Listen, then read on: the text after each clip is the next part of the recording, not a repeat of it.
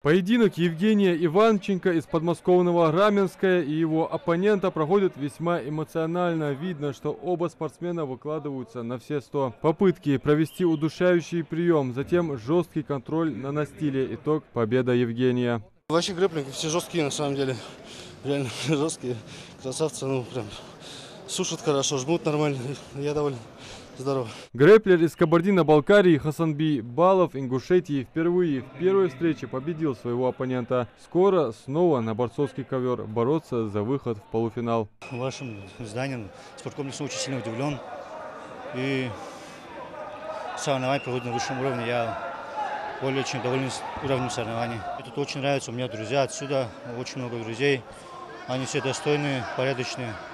Я их люблю как братья. Хамзат Сакалов уже провел свой первый поединок, выиграл досрочно и готов к новым схваткам. Сам выступает в ММА. Там просто необходима техника грэпплинга.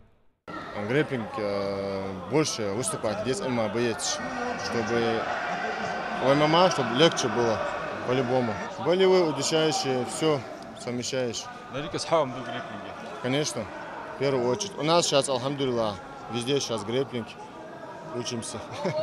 Ингушетию на турнире представляют в основном воспитанники спортивных клубов, выступающих в смешанных единоборствах, которые уже стали заслуженными мастерами спорта, в том числе и международного класса. Выступают здесь и подопечные Илеза Хашагульгова, мастера спорта по грэпплингу и обладателя черного пояса по бразильскому джиу-джитсу.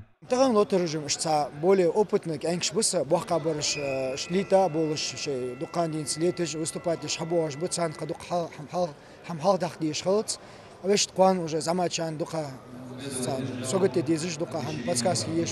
на всероссийском турнире по грэпплингу на призы Альберта Галаева принимают участие порядка 250 спортсменов со всей России, среди которых чемпионы Европы и мира. Это первый турнир, надеемся, что он будет ежегодный.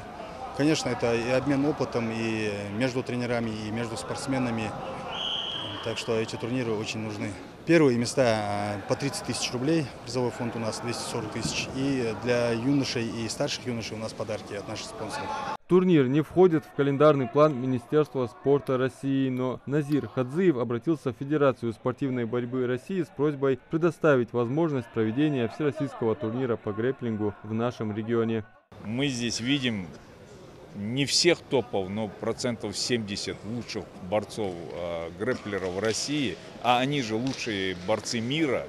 Мы видим их на этом турнире, потому что здесь есть призовые, которые Галаев Альберт объявил, и люди приехали побороться. Условия есть, пригласили судью мирового уровня, поэтому турнир очень хороший. Турнир по грэпплингу – это в первую очередь колоссальный опыт для спортсменов и тренерского состава Ингушетии. Повышение опыта, мастерства спортсменов и укрепление дружеских отношений – это дорого стоит, и мы должны делать внимание для спортсменов.